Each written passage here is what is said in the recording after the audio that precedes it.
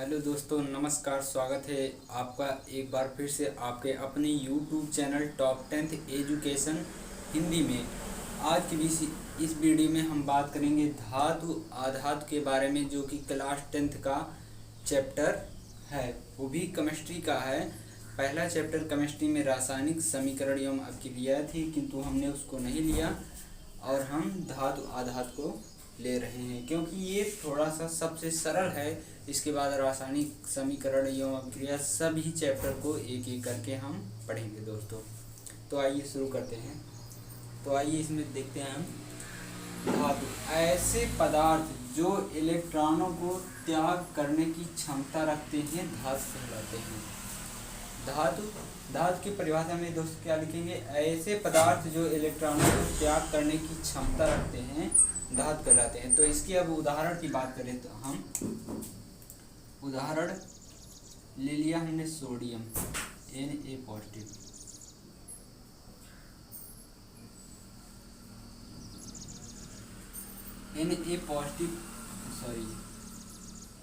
Na को जब हम गर्म करेंगे तो Na पॉजिटिव में बदल जाएगा, क्योंकि ये एक इलेक्ट्रॉन त्याग कर रहा है। इसका मतलब हो जाएगा Na पॉजिटिव 1 पॉजिटिव दिखा रहा है। इसका मतलब हो जाएगा जहाँ पे कोई संख्या नहीं होती वहाँ पे एक मान लेते हैं। इस प्लस के आगे कोई नहीं है तो समझ लीजिए एक प्लस है। तो Na पॉजिटिव प्लस एक इलेक्ट्रॉन यह दर्शा रहा है कि सोडियम ने एक इलेक्ट्रॉन को त्यागा हुआ है। अब बात करते हैं दूसरे, तो ले लेते हैं दूसरा उदाहरण calcium Ca2 positive. Ca2 positive plus 2। अब यहाँ पर प्लस के आगे 2 है, तो इसका मतलब हो गया कैल्शियम ने 2 इलेक्ट्रॉन को त्यागा है, इसलिए इस पर 2 धन आवेश है। अगले उदाहरण की बात करें तो अगला उदाहरण हो जाएगा एल्यूमिनियम। Al पर 3 पॉजिटिव आता है, क्योंकि ये 3 इलेक्ट्रॉन डोनेट कर सकता है। ये हो गई धातु की सिंपल सी परिभाषा। अब बात करते हैं आधातु के बारे में। धातु की अंग्रेजी क्या होती है? Metal, METAL। आधातु के बारे में बात करते हैं। आधातु की अंग्रेजी हो जाएगी नॉन मेटल। आधातु की अंग्रेजी क्या हो जाएगी दोस्तों? Non metal. अब नॉन मेटल में बात करते हैं। देखिए आधातु था तो आधातु है। आधातु इसका मतलब हो जाएगा धातु का उल्टा जो होगा आधातु होगा। ऐसे पदार्थ जो इलेक्ट्रॉनों को त्याग करने की क्षमता रखते हैं धातु कहलाते हैं। और इसमें आधातु में क्या हो जाएगा? ऐसे पदार्थ जो इलेक्ट्रॉन को ग्रहण करने की क्षमता रखते हैं क्या कहलाते हैं? आधातु। तो इसकी परिभाषा हम लिखते हैं। ऐसे पदार्थ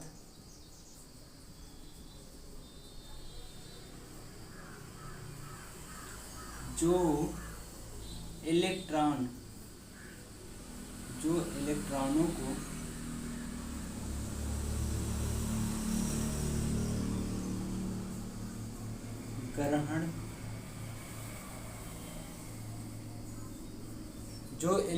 को ग्रहण करने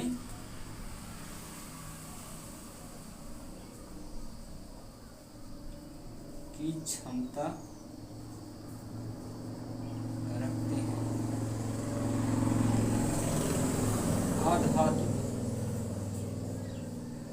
आधातु कहलाते हैं।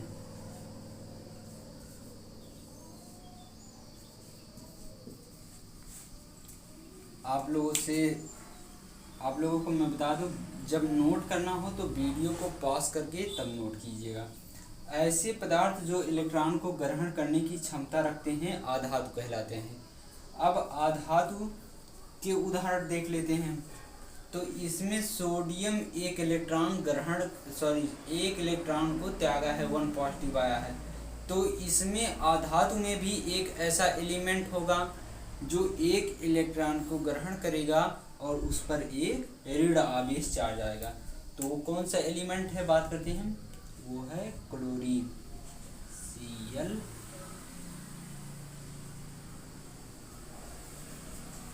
Cl जो है एक इलेक्ट्रॉन के साथ योग करता है, बनाता है Cl निगेटिव। अब इसमें Ca2 पॉजिटिव प्लस 2 इलेक्ट्रॉन। अब बात करते हैं इसमें कौन सा होगा जो 2 इलेक्ट्रॉनों को ग्रहण करेगा, तो ले लेते हैं oxygen. O2 plus 2 electron gives out O2 पर 2। इस एरो के चिन्ह को दोस्तों गिव्स आउट कहा जाता है। यह दर्शाता है कि अभिक्रिया अग्रसर होकर उत्पाद में बदल गई। अब इसमें Al3 पॉजिटिव है और इसमें भी एक होगा जिस पर 3 निगेटिव होगा, तो कौन सा है, nitrogen. N2 plus 3 electron, electron पे हमेशा माइनस चार्ज दिखा दीजिएगा। N2 3 निगेटिव, बस यहीं तक। अब जिनको स्क्रीनशॉट लेना हो दोस्तों प्यार से ले सकते हैं।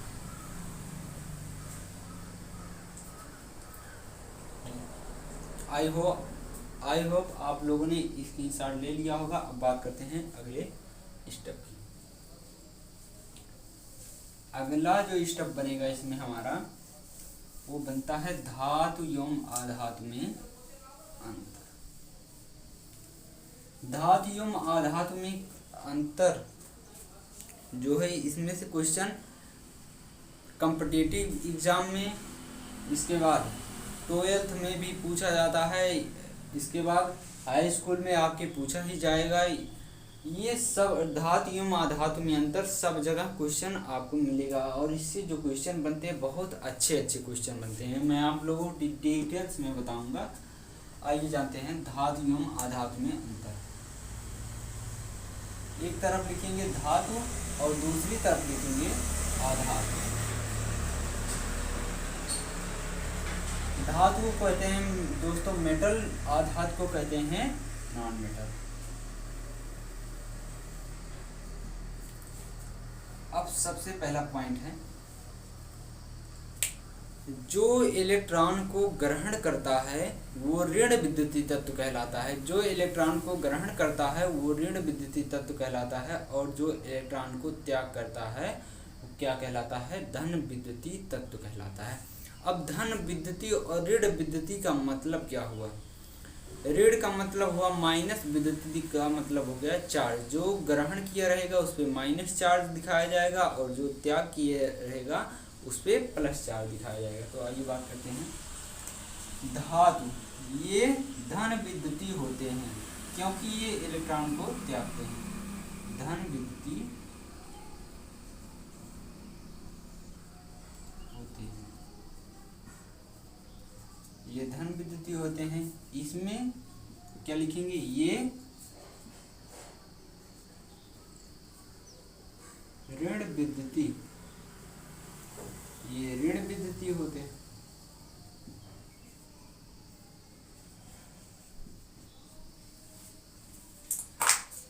ये अब इसमें दूसरा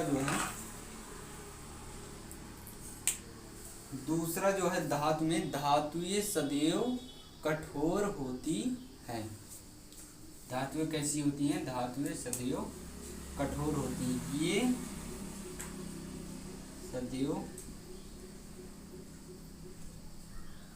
ये सदैव कठोर एवं ठोस अवस्था में पाई जाती है।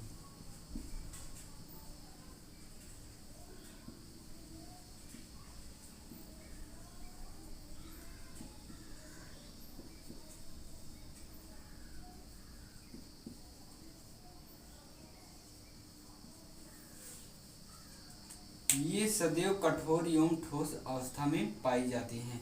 अब ऐसा कोई चीज नहीं है ब्रह्मांड में, ऐसा कोई चीज नहीं है जो 100% जो है आइडियल यानी कि आदर्श हो। अब मैंने यहाँ पे कह दिया कि ये सदैव कठोर, सदैव का मतलब मेरे तरफ से सही है, लेकिन हाँ एक्सेप्शन यानी कि अपवाद जो होता है वो सब में होता है, इसलिए इसमें भी होगा। तो देखिए ठोस, अब कठोर कौन कौन नहीं होता है, पारा ले लेते हैं अपवाद में। क्या है अपवाद, इसको अलग से लिख लीजिएगा। अपवाद, पारा जो है, पारा क्या है, पारा एक धातु है लेकिन ये क्या है, द्रव अवस्था में पाया जाता है। पारा धातु द्रव अवस्था में पाया जाता है और भी किस ताप पर, कमरे के ताप पर, यानी कि 25 अंश सेल्सियस जो कमरे का ताप होता है उस पर ये द्रव में पाया जाता है। पारा कमरे के ताप, पारा यहाँ पे धातु लिख लेते हैं, ये आप लोग की क्या लिख दिए सती, पारा कमरे के ताप पर द्रव है।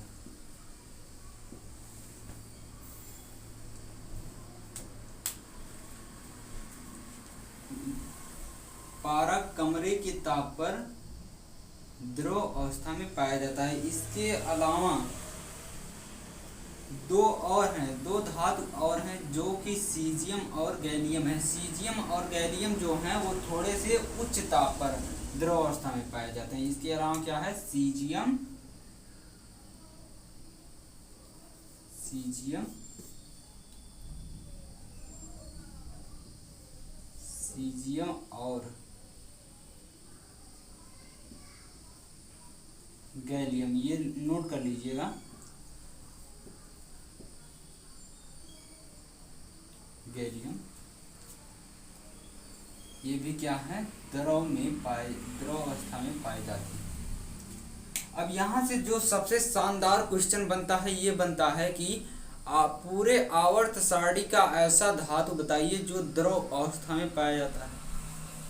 द्रव अवस्था में पाया जाता है, सब लोग कहेंगे mercury, this is wrong. Gallium और सीजियम भी हैं, गैलियम और सीजियम भी हैं। जब ये क्वेश्चन पूछा जाए कि पूरे आवर्त सारणी में ऐसा धातु बताओ जो कमरे के ताप पर द्रव अवस्था में पाया जाता है, तो उसके लिए क्या आंसर होगा हमारा, Hg, यानी कि मरकरी। तब यहाँ पे ये क्वेश्चन सही माना जाएगा। अब इसके आगे बात करते हैं हम लोग, इसकी आगे बात करते हैं हम लोग आधातु में। आधातु में दूसरा पॉइंट क्या बनेगा, ये सदैव कठोर एवं ठोस होते हैं, ये सदैव मुलायम होते हैं, मुलायम और गैस अवस्था में पाए जाते हैं।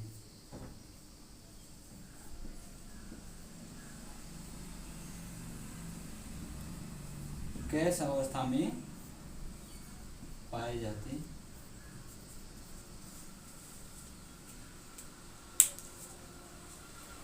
ये सदैव मुलायम और गैस अवस्था में पाए जाते हैं। अब देखिए जैसे यहाँ पे कठोर था तो ये क्या हो गया, मुलायम, और ये ठोस अवस्था था तो ये गैस अवस्था हो गया। अब इसमें भी एक्सेप्शन है, जब ये गैस है तो इसका अपवाद क्या क्या बन सकता है, ठोस भी बन सकता है और द्रव भी बन सकता है। तो इसका अपवाद क्या है,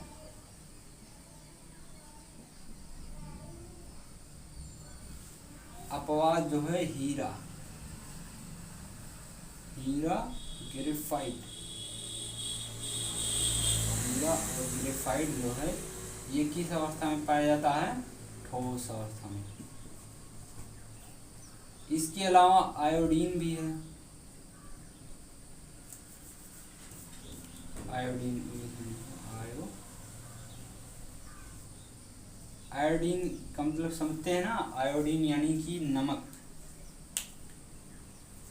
तो हीरा, ग्रेफाइट और आयोडीन ये सब किस अवस्था में पाए जाते हैं, ठोस अवस्था में पाए जाते हैं। और ठोस तो हो गया, बचा क्या, द्रव बचा। द्रव में तो ले लेते हैं, द्रव अवस्था में कौन पाया जाता है, ब्रोमीन। ब्रोमीन जिसका प्रतीक क्या होता है, Br, आयोडीन का I होता है। ब्रोमीन और सल्फर,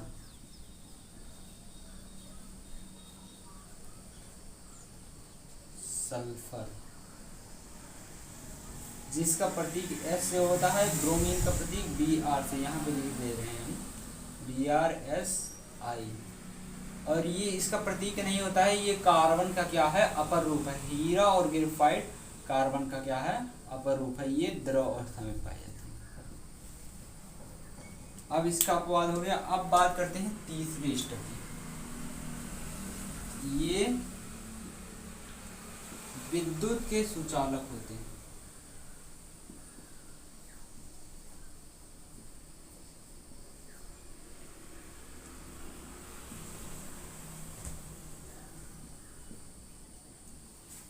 ये विद्युत के सुचालक होते हैं।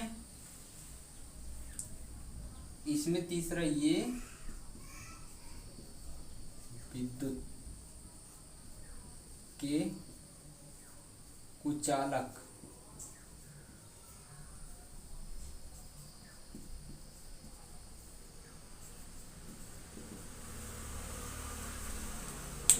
ये विद्युत के सुचालक होते हैं और ये विद्युत के कुचालक। और अब कुचालक और सुचालक में अंतर बता दें।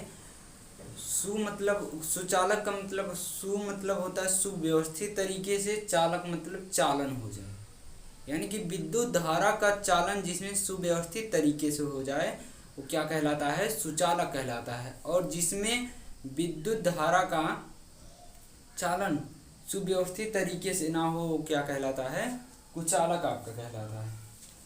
तो अब इसमें अपवाद देख लेते हैं। अपवाद जो है, अपवाद कुचालक में अपवाद जो है ये हो गया ग्रेफाइट।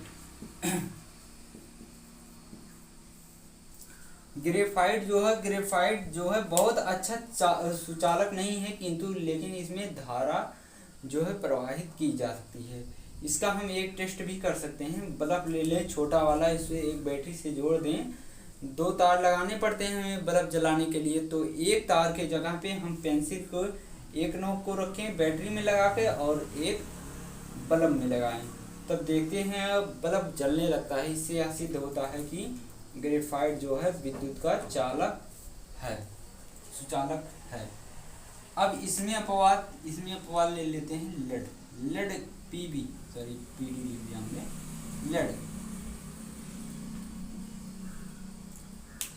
लेड जो है ये धातु है लेकिन क्या है, कुचालक है। अब बात करते हैं अगले स्टेप की। चौथा है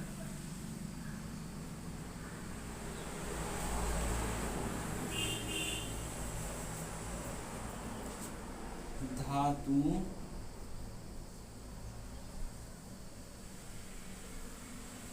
में तन्यता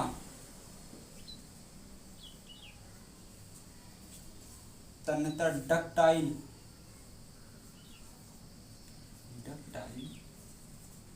धातुओं में तन्यता डक्टाइल और आघात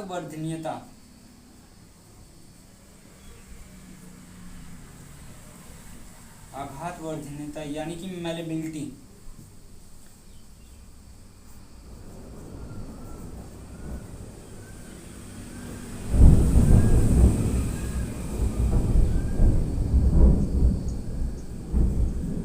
गुण पाया जाता है।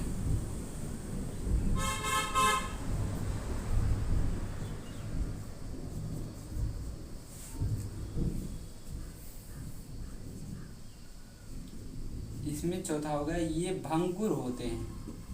भंगुर यानी कि ब्रिटल।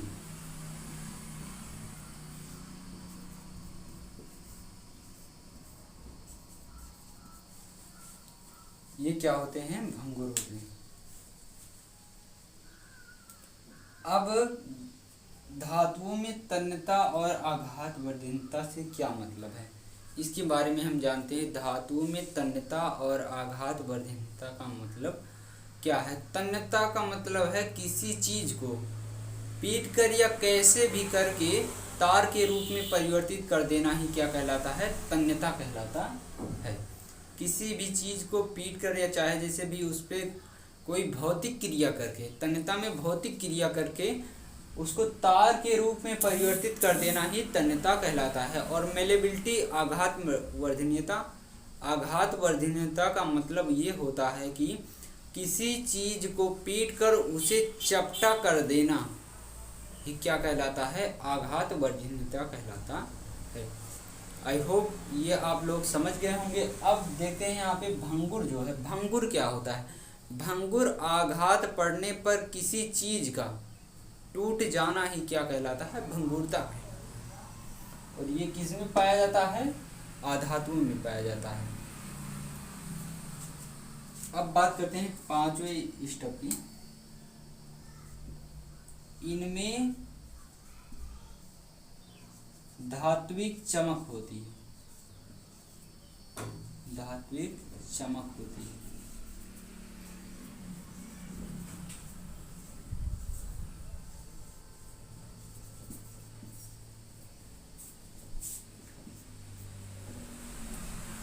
धातुओं में क्या होता है, धातुओं में धात्विक चमक होती है जबकि इनमें कोई चमक नहीं होती। पांचवा इसमें है, इनमें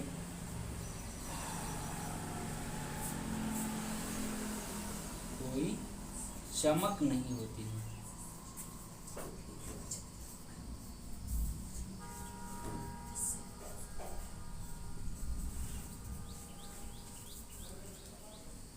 इनमें धात्विक चमक होती है, इनमें कोई चमक नहीं होती है। जैसे धात्विक चमक का मतलब कब दिखेगा हमें, धात्विक चमक जब धातुओं को काटा जाएगा तो जो कटान का स्थान होता है वहां पे हमें चमक दिखता है। जैसे हम मान लीजिए ये लोहा है, लोहे को जब हम काटेंगे, इसे अलग किए तो यहाँ पे देखेंगे चमक दिखेगा, वही क्या होता है, धात्विक चमक होता है। तो अब जिन बच्चों को स्क्रीनशॉट लेना हो तो ले सकते हैं, मैं चाहता हूँ।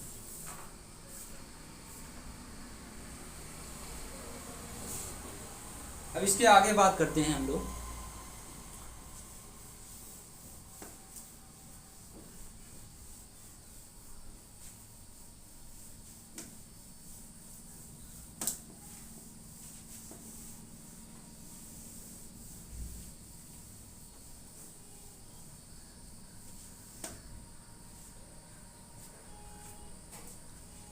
इसके आगे एक नोट आप लोग लिखिएगा,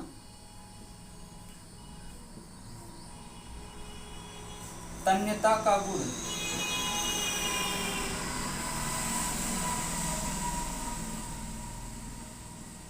तन्यता का गुण सबसे ज्यादा, पहला पॉइंट है ये, तन्यता का गुण सबसे ज्यादा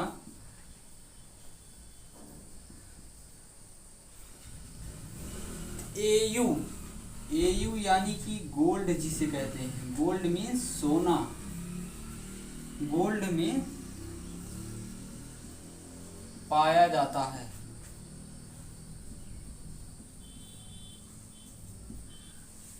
कहा जाता है इसके बारे में, गोल्ड के बारे में कहा जाता है, इसके 1 ग्राम सोने से, 1 ग्राम सोने से लगभग 2 किलोमीटर लंबा तार बनाया जा सकता है।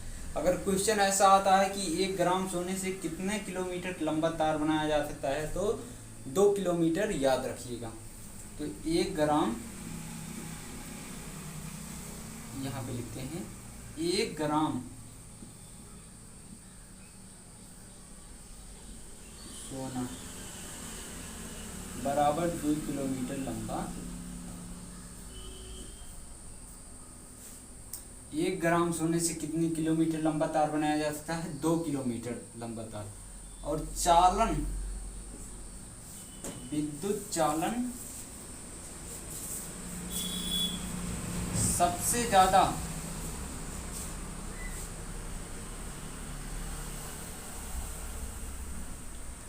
सिल्वर में होता है, एजी में होता है।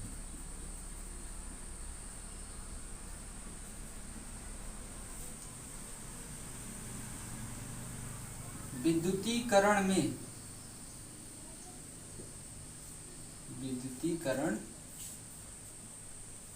में सबसे उपयोगी, सबसे ज्यादा, यहाँ पे लिख लेते हैं, सबसे ज्यादा उपयोग होने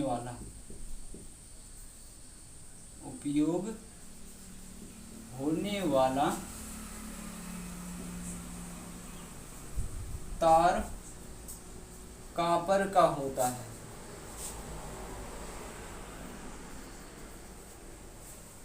वैसे तो चालन जो है सिल्वर में सबसे ज़्यादा होता है और सोने में भी ज़्यादा होता है, किंतु कापर जो है, कापर ये ज़्यादातर प्रयोग किया जाता है क्योंकि ये सस्ता होता है, सस्ता मार्केट में मिल जाता है। अगर हम सिल्वर का तार लगा देते हैं तो कोई आएगा मान लो चोरी कर ले जाएगा तो उसको समझ लो बहुत फ़ायदा हो जाएगा। आई होप ये वीडियो आप लोगों को पसंद आया होगा। मिलते हैं अगले नेक्स्ट वीडियो में, तब तक के लिए जय हिंद, वंदे मातरम।